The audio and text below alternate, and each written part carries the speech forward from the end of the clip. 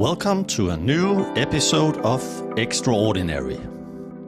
I'm your host, Jonathan Lowe, and as always, we promise you extraordinary guests and down-to-earth conversations. Today's guest is Julian Treasure. Julian is a 5-time TED speaker and author of the bestsellers How to Be Heard and Sound Business. Julian, thanks so much for joining Extraordinary. Great pleasure to be here. Thanks for asking me, Jonathan. And now we are talking, but actually this recording is all about listening. And I love this topic because when I started a company 10 years ago, I decided to name it Listen Louder. And it was actually an invite or reminder to myself that I tend to sometimes speak too much. And when I then I listen to reply in order to actually understand or get into dialogue with people. So I think I've improved for 10 years, but just listening to myself now, I keep on talking. So that's why I will ask you, why have you become so interested in and passionate about listening? Well, first of all, I'm a musician since childhood. And I do think musicians listen in a slightly different way to non-musicians. If you're playing in a band or an orchestra, you have to have a very attentive, multi-track form of listening. You're listening to everybody else at the same time. If you're not doing that, you won't play very well. You won't be a good member of the team. So I took that, and incidentally, not surprisingly, it's been established now quite well by neuro scientists that musicians have quite a lot of neural advantages. They've got slightly bigger brains. There's a part of the brain that's more developed. And they're also, they tend to be better at a whole range of things like manipulation of numbers, complex tasks and so forth, which if you think about what, for example, a violinist is doing in an orchestra, they're reading a code on a piece of paper, which is very complicated. And at the same time, they're listening to all of the other instruments. And at the same time, they're performing some incredibly complicated physical movements with their fingers and arms and so forth. They're doing all those things at the same time. Well, that's going to stretch your brain. So it's not surprising to me. So I had that kind of musician's listening from a long time ago. And I had a long career in marketing, producing magazines and so forth. Then I started a company called The Sound Agency because all the way through my career in marketing, dealing with brands, I had been noticing that the world doesn't sound very good and that many organizations are making sound that is very counterproductive, unpleasant noise generally, because noise is like the exhaust gas of the world, really. It's seldom designed. There aren't many architects who design the way they're building sound. They think about just how they look. And we don't teach listening at school at all, which is mad to me. I mean, absolute nonsense. If you taught children first how to listen, how much more of their education would they understand and take on board? But we don't, for some reason. So we've kind of lost contact with it, and that was very clear to me. So I started the Sound Agency. That was an audio branding company. I ran it for 20 years, asking the question, how does your brand sound? And this has now become much more common in branding, although it's still the minority who have an audio logo that you would recognize, something like, which, many people would associate with Intel. I don't think many people could draw Intel's logo, but, a lot of people could go, oh yeah, da, da, da, da. So that's what I did for 20 years. And along the way, I got to do the TED Talks, and it was around the time of the third TED Talk, I had this kind of Damascene revelation, which is the reason these organizations aren't very good at sound and aren't listening is because the people in them aren't listening. And so I did my third TED Talk on listening, and then the final one on speaking, because I then reflected the other side of the coin is also not taught. So these primal skills, speaking and listening, the things that we've been using for hundreds of thousands of years to communicate. Writing was only invented less than 5,000 years ago. So for the vast majority of human development, we've been speaking and listening. That's how we've conveyed knowledge, wisdom, built relationships, kept ourselves safe. I mean, hearing is your primary warning sense. It used to be absolutely fundamental, as it is for most living beings. If 10,000 years ago you were going into a cave to spend the night, you better be listening. Well, now I see people cycling around towns with headphones on, and I think, maybe we've lost contact with that primal need to be listening to the world around us. Yeah. So that's a long-winded answer to your question. That's, where I ended up. Now I teach the skills of speaking and listening. I speak about them. I do workshops on them. And my passion now is to persuade the world to listen, because that to me is the huge missing element in the way we're seeing the world move now, which is all very frightening to me.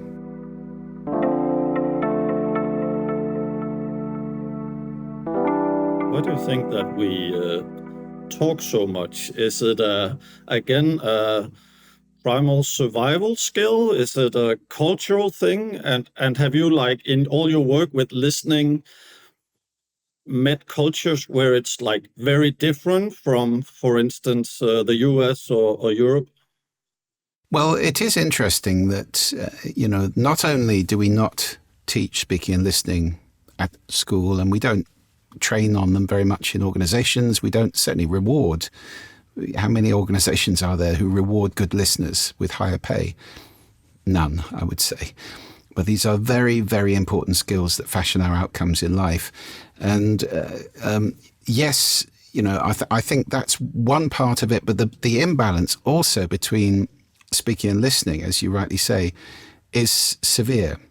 So I can give you two bits of evidence for that. One is personal. My TED Talk on speaking has been seen by at least 5 times as many people as my TED Talk on listening, which I think says something about our desire to be heard, which is much stronger than our desire to listen. And that doesn't work too well in the world. What's the point in being a brilliant speaker if nobody's able to listen? The other evidence for this is a very interesting piece of work that was done some years ago called the Organizational Listening Project by Professor Jim McNamara in Australia. And they assessed a whole range of organizations from very small to very large. And their finding was very damning.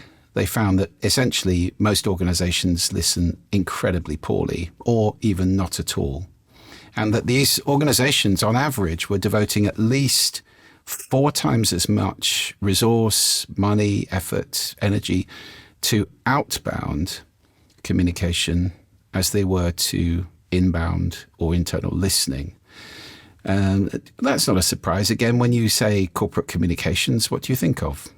PR, advertising, marketing, social media, all outbound, outbound, outbound.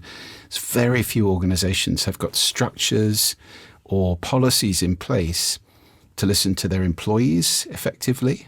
So there's an awful lot of people out there working in companies who don't feel heard and have learned just to shut up, essentially, because that's what happens if you don't listen to people. They eventually just shut down. I think of the lost ideas, engagement, passion, loyalty. And actually, that survey found that there's a serious bottom line effect of this, because the organizations that were ranked as the better listeners had better staff and customer loyalty. They had higher staff and customer retention. They had better results in almost every way. The organizations ranked as the worst listeners had more crises, criticism, complaints, and so forth. So listening pays if you're an organization. And quite apart from that, as an individual, listening is how we learn. Pythagoras apparently used to erect a screen in front of the teacher for his first year students, who are called akousmatikoi, because he believed that seeing the teacher was a distraction. from the real business of learning, which was listening to the teacher. So listening is, it is how we learn. It's how we lead. How can you lead people you don't understand or listen to, really?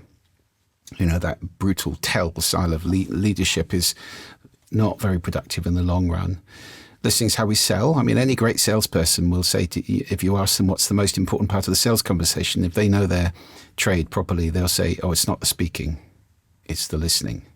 That's where we learn how to solve people's problems and how to match what we have against their needs. Listening is how we build relationships. What's the most common complaint in relationships? He or she never listens to me. So understanding listening is absolutely critical for our happiness, effectiveness, and well-being in the world. And sadly, for most people, that understanding doesn't exist. Listening is almost universally confused with hearing, and most people think it's a capability. It's just something you do, like breathing or your heart beating. Well, that is not true. Listening, unlike hearing, is a skill. It's work, it's effort, it takes conscious control. It's a skill that you can practice and master. And the people who do master listening have got huge advantages over people who are completely unconscious about it. Yeah, and even in outbound marketing, I would say that in order to make yourself understandable, you have to understand people first. That's no matter if you talk about lean startup or prototyping, all of these methods are built upon the idea that we need to understand people better, understand our market better before we start with all our long, conversations and marketing and storytelling and all of this. So that made me really curious when I work with Listen Louder, and I'm thinking, what is going on here? So we know, like you said, a good salesman asks questions, almost makes the buyer convince themselves through asking questions, but still we do the opposite to what would be the ideal, both for ourselves, our relationships, our marketing, our sales, our innovation. Have you dived deeper into, is this essentially, is it survival? Is it ego? You have to work with your ego. What have you, what answers have you found to why we continue to speak so much, send so much sound into the world?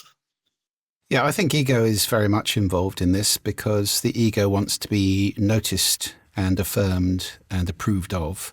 And it thinks the best way to do that is to impress people. And actually, I talk about two human tendencies which are very damaging to our communication skills, especially listening. And those are, the first of those is kind of that, it's looking good. Everybody wants to look good, of course they do. But if it becomes a driving force behind our communication, it makes our outbound and inbound very ineffective, particularly listening, because, if you're trying to look good the whole time, you're probably doing what you said earlier, something I call script writing, which is while this noise is going on in front of me, that's you talking, I'm composing my next brilliant bit of monologue, which tends to give rise to the kind of anyway interjection, which is dismissive, rude, upsets people when you just throw them aside and go off on a tangent of talking about what you want to talk about because it makes you look good, it's something you know about and so forth. So that's something to look out for. And so is, for example, have you met an I know person, professionally unimpressible? I know. Again, it's demeaning to somebody who's excited about something and gets the, oh yeah, I know. It's kind of a joy kill. Or competitive speakers who have to be bigger, better, best than the last person. All of these things are about looking good, and they're not helpful in building relationships because they are about setting yourself up and diminishing somebody else, as is the other really significant human tendency, which we are now seeing really rampaging across the world and creating everything from bad relationships to war, and that is making people wrong or being right. Being right. Because, of course, the easiest way to be right is to make somebody else wrong. And we're now seeing that in politics. We're seeing it in business. We're seeing it in the media. We're seeing it in sport, in every field, and particularly, of course, social media with pylons and, social media shaming and so forth. It's all, if I'm saying this is outrageous, this person should be punished, I'm setting myself up as better. So I'm better, that person is being judged. I'm right, they're wrong. And the American author and therapist Harville Hendricks, a wonderful man, said, you can either be right or be in a relationship. And I think there's a lot of truth in that. Good one. What's the most common complaint in relationships? As I said, he or she never listens to me, or people who. And he said he added, and you can't cuddle up with being right at the end of the day. So we need to be careful about that one. And unfortunately, it's becoming an addiction across the world.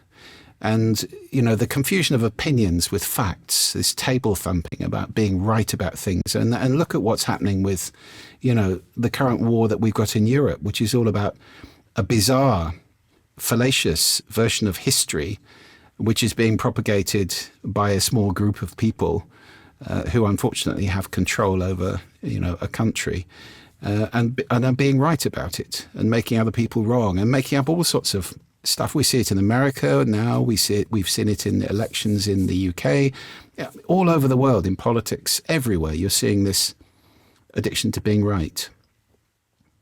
Science has a different attitude to hypothesis, which is, there are no facts in science. There are just currently the best explanation for something. And people are endlessly trying to disprove it and find a better one. That's the progress of science. And if we held our opinions perhaps as lightly as scientists hold hypotheses, the world would be a much happier place, I think. Politicians go off and have talks. I wish they'd go off and have listens instead.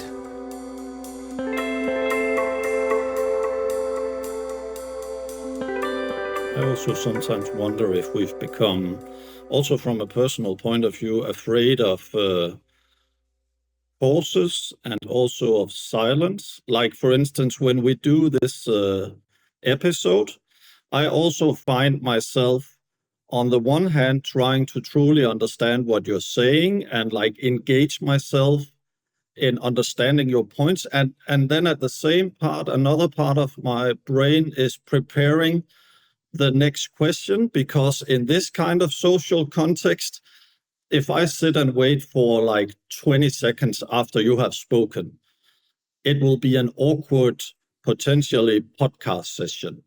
And then you go on the social media and there are no pauses, no breaks on TV, no pauses, no breaks in meetings, no pauses, no breaks. So it's kind of become a cultural norm that if I now was to sit and wait for 20 seconds, even maybe the listeners would become impatient or awkward. But then I think again, so I share your vision about more listening, but it also seems like a really tough journey. Even our brains are becoming wired to one constant sound. Yeah, that disturbs me greatly. The young people are, unhappy if they haven't got 2 or 3 inputs going on at the same time. So, we get addicted to overload more. There are countervailing forces in the world, I'm glad to say. There's a global movement, Shinrin-yoku, which is forest bathing, where people are going into quiet natural environments and being with particularly trees. Although you could do beach bathing or mountain bathing just as easily, anywhere beautiful. If you just go and be there and listen to it and absorb it, that's a great antidote.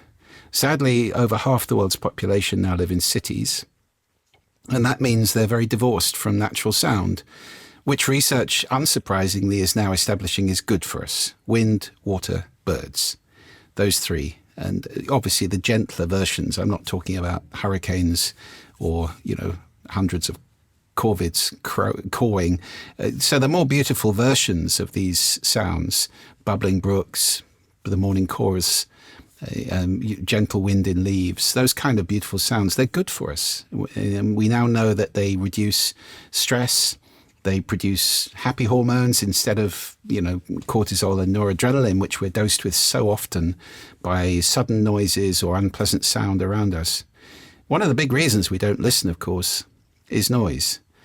It's a killer.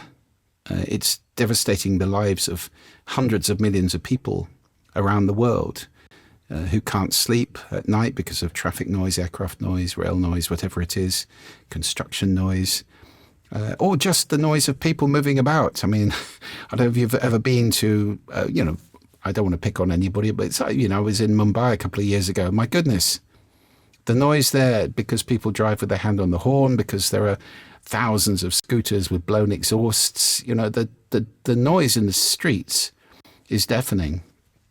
And, if that's the backdrop to our lives, we get used to not listening, to suppressing. I travel in London from time to time, although I now live in a much quieter place, which is the islands of Orkney, off the north coast of Scotland. But when I go down to London and I go to, for example, Waterloo Station, there's a Bakerloo line station there where the tube comes in on a curve. And as the train comes in, it's, the wheels, of course, are straight. They're screeching around this curve, and they make the most appalling, high-pitched, high-frequency noise, which is, I've measured it at 120 decibels. And I have my fingers in my ears because it's agonizing. And I look down the platform, and everybody's just standing there and even just continuing shouting their conversations. And I think, why? Do you not understand? This is damaging you. This is hideous. This is not okay. But people adapt. I see people having a conversation next to somebody drilling, and I think, why don't you just move? But we don't, do we? So we're used to bellowing conversations in loud restaurants, where, incidentally, the research shows that the noise is stopping us from tasting our food as well. Because if you overload one sense, it tends to distort or reduce the ability to use other ones. So that's some research by Charles Spence, who's an expert in cross modalities. So, we have to pay attention to this. We have to start listening to the sound around us. We have schools where children can't listen. We have hospitals where people can't sleep. We have offices where noise has been the number one complaint for years and years and years because we're open planning the entire world. People can't think. They can't do solo working because there are people around them talking, and it's the most distracting sound of all. We're programmed to decode language, and you have no earlids, so you are really damaged. The research shows that we can be as little as 1/3 as productive in an open plan office if we're trying to do quiet working. So, coming back to your original point, I adore silence. Now, I'm not saying the world should be silent. That's not a solution to anything. But the first and most important exercise that I give people in trying to, who are keen to improve their listening skills, is to reacquaint yourself, make friends with silence again. Give yourself a couple of bouts of silence a day. Just a few minutes will recalibrate your ears, reset you, allow you to listen afresh. And listening afresh is a wonderful thing to do. Otherwise, we are like frogs in that pan of water. The noise goes up and up and up, and we don't really notice until we realize that we're bellowing at everyone and our shoulders are around our ears and we have a headache and we're tired. And the long-term effects of that kind of noise are extremely damaging. It increases our chances of heart attack, stroke, all sorts of illnesses. So, for example, teachers who are working in noisy classrooms are probably shortening their lives by doing that. We need to pay attention. We need to start listening.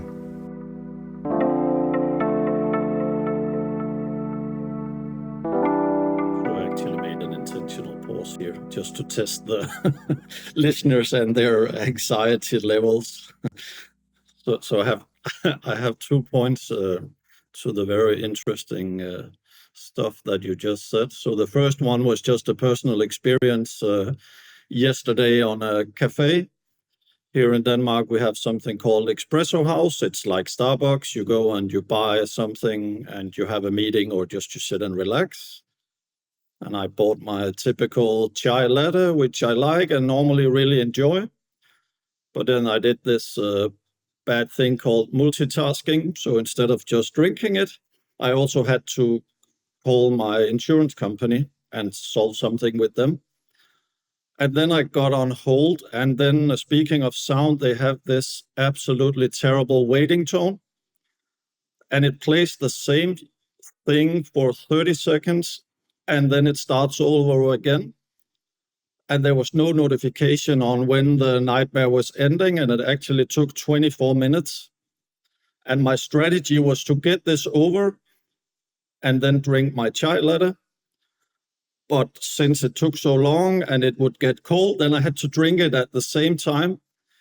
And I didn't enjoy it at all because there was this constant sound in my ears. So they are so, closely linked, our senses, but we don't normally think about it. So that was to the audio and food and experience part. And then with the other thing about practicing, I've had the pleasure of writing the foreword to 2 books by an American called Simon Sinek. He's pretty well known for a book called Start With Why.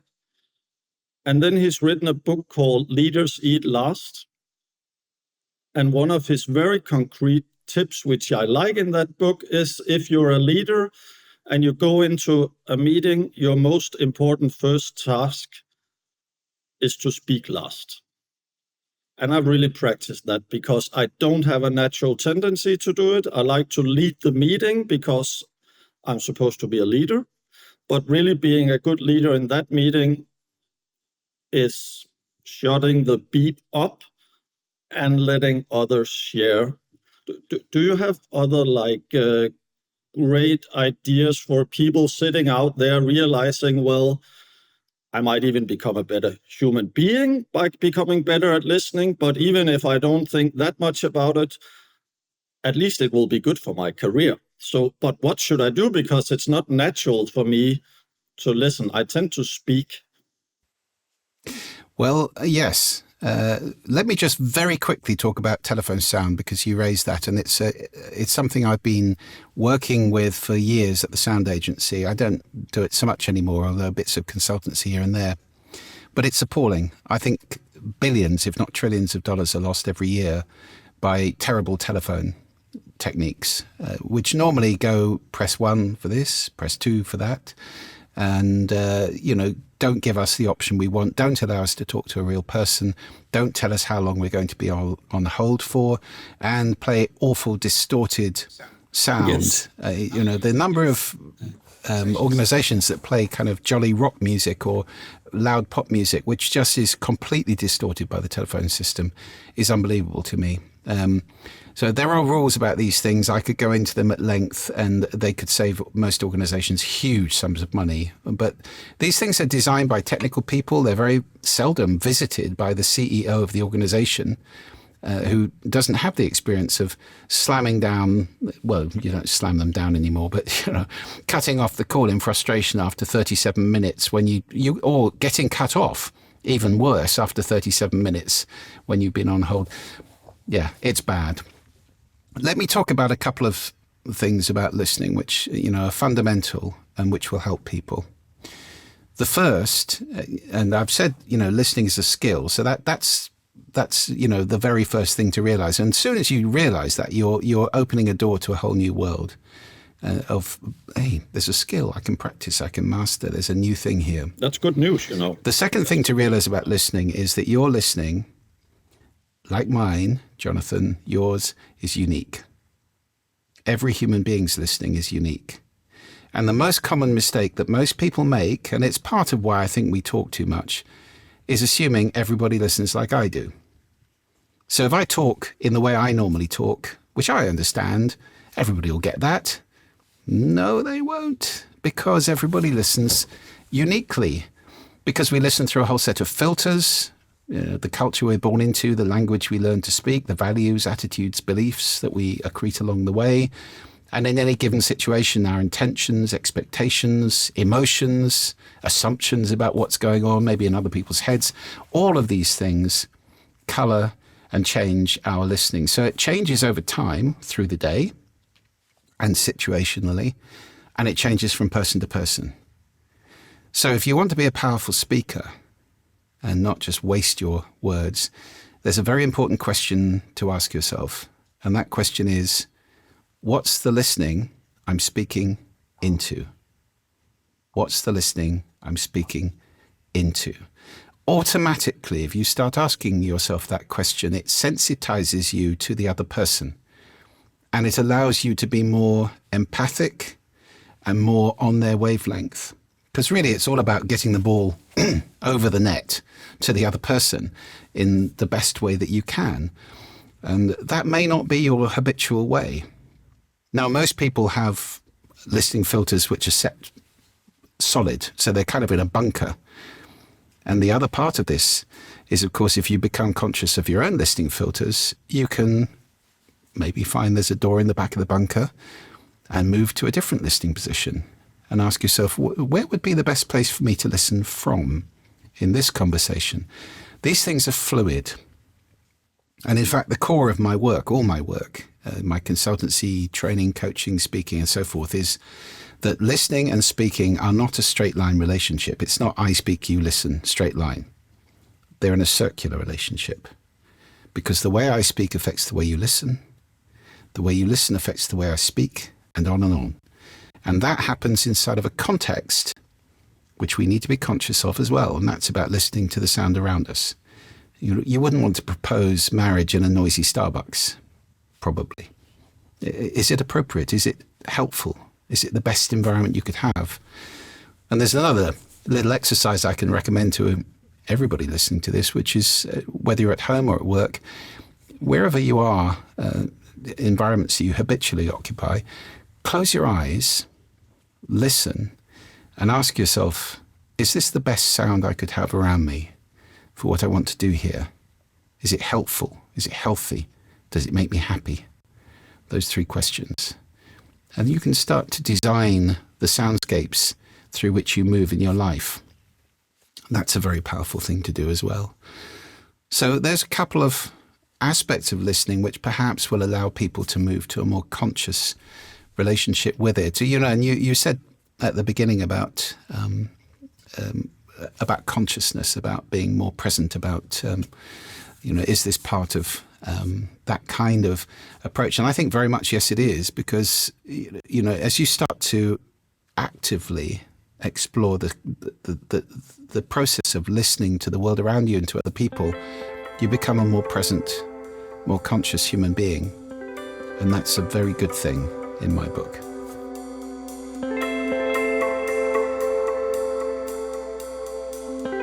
I've also reflected, like the last 3-4 years, quite a lot about my intention and how that affects my ability to listen. So, like, for instance, if I book a meeting and I want to sell them a product or a service or whatever I do, is my intention going into that meeting to close that sale, which would be like from the entrepreneurial and business world where I come from, would be the natural take on that meeting. But that tends to drive you into a direction where the person you sit with become more like an object or a tool on your journey to convincing them.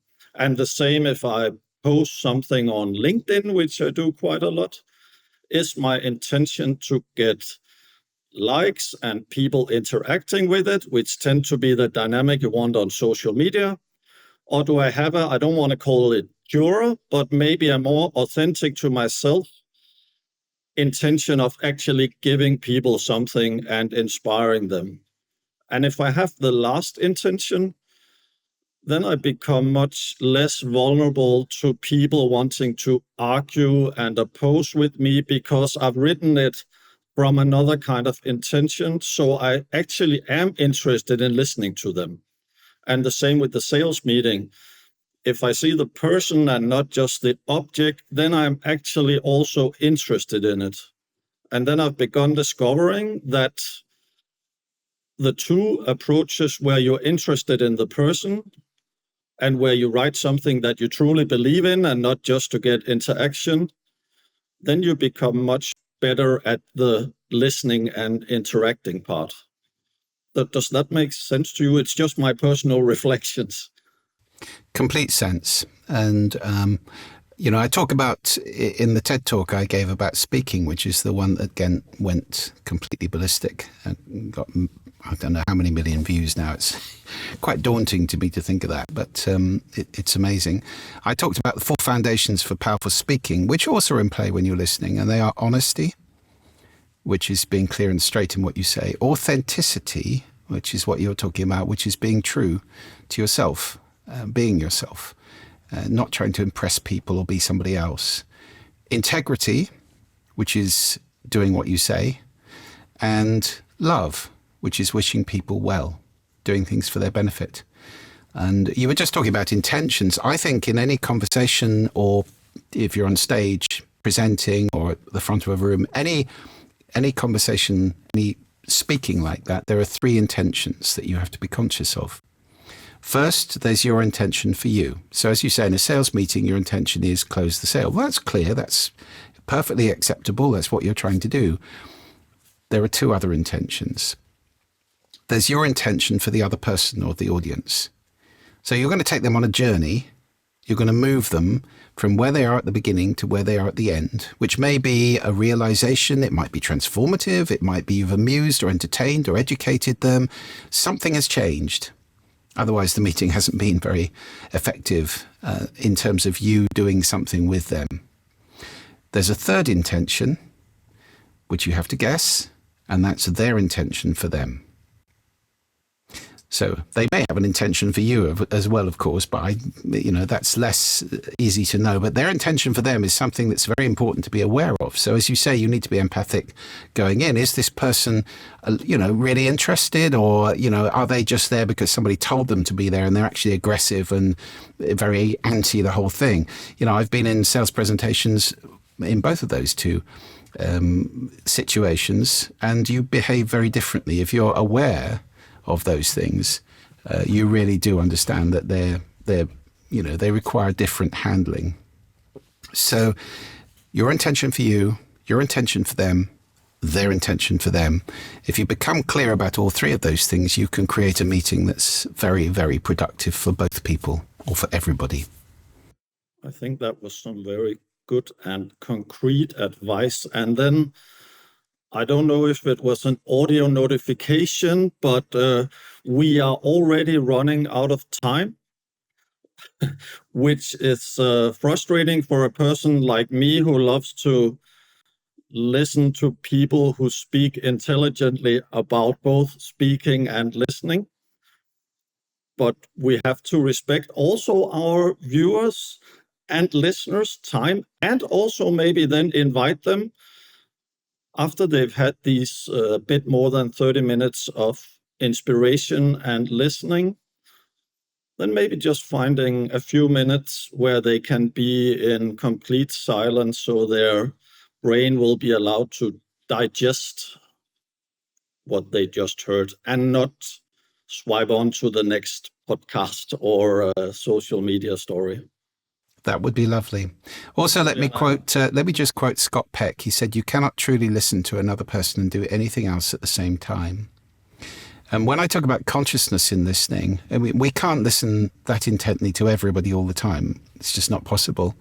The key thing is to ask yourself to be conscious of the style of your listening.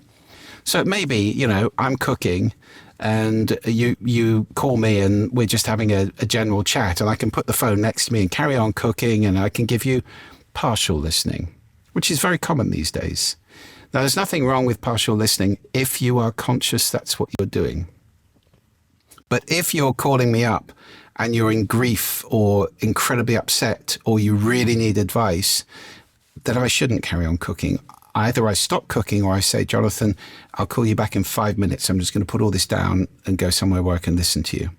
Because that needs a much more direct and completely focused form of listening. So as long as we're conscious of what we're doing, that's the key thing. And listeners, I wonder when it is. When was the last time you gave somebody your complete 100% undivided attention? Try that one as well. Very good piece of advice. And to the people watching this on YouTube or other video platforms, they can see your website link. If you're listening to it on Spotify or other places, it's Julian Treasure. Is that correctly pronounced? .com? Yeah, very close. It's with a charming Danish accent, but it's juliantreasure.com, yes. And what a last name to have. Thank you so much, Julian, for taking the time to talk on Extraordinary. Really appreciate your time, and again being reminded about the importance of becoming better at both speaking and listening. Well, it's been an absolute joy, Jonathan. Thanks so much for having me, and I hope everybody got something out of this. Listen.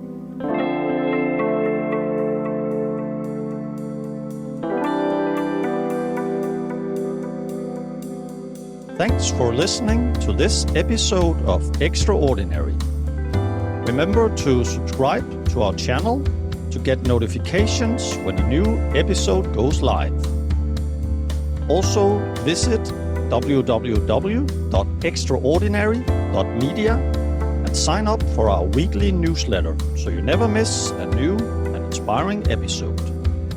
We wish you an extraordinary day.